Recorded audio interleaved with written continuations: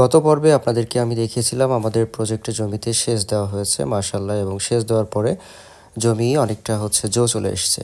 আসসালামু আলাইকুম। আজকের পর্বে আমরা আপনাদের জানাবো আমরা কম খরচে অথচ টেকসই বেড়া কিভাবে আমাদের প্রজেক্টের জন্য দিলাম সেটা। প্রথমে আমাদের প্রয়োজন পড়েছিল জিওল গছা, এবং খুব ঘন ঘন, অর্থাৎ প্রতি 2 হাতে একটা করে জিওল গছা দিয়েছি এবং সাথে দিয়েছি জেআই তার।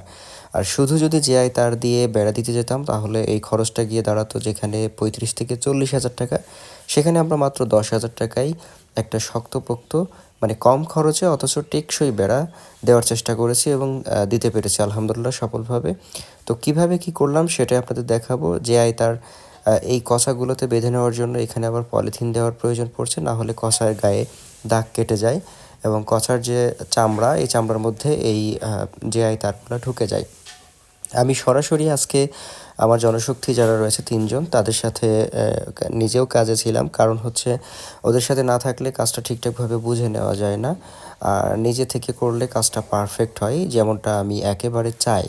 তো যাই হোক, আমার এখানে কি কি লাগছে, মানে নেট কত টাকা লাগছে, কতটুকু বেড়া, কয়টা জিওল কষা লাগছে, কি কি তার লাগছে, এসব নিয়ে বিস্তারিত আমি পুরা বেড়াটা যখন কমপ্লিট হবে তখন আপনাদেরকে জানাবো। তবে আমি যে ওইটা আপনাদের জানাতে চাই, এই যে বেড়াটা আমরা করছি আজকে, এই বেড়া করার জন্য আমাদের মোটামুটি 10 হাজার টাকার মতো খরচ হয়েছে, কিন্তু যে টেকসইয়ের ব্যাপারটা যদি আমরা বলি তাহলে কিন্তু একদম যে তারের, জিআই তারের বেড়া ঠিক ওই রকমেরই টেকসই হয়েছে এবং এটা ঝড়ে দুমড়ে মুচড়ে পড়ে যাওয়ার কোনো চান্স নাই।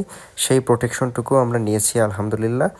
তো যাই হোক, আমাদের এখানে তারের 2টা সারি থাকছে আর একটা থাকছে সুতা, কট সুতা, তার সাথে আমরা নেট বেঁধে দিয়েছি। পরের পর্বে বিস্তারিত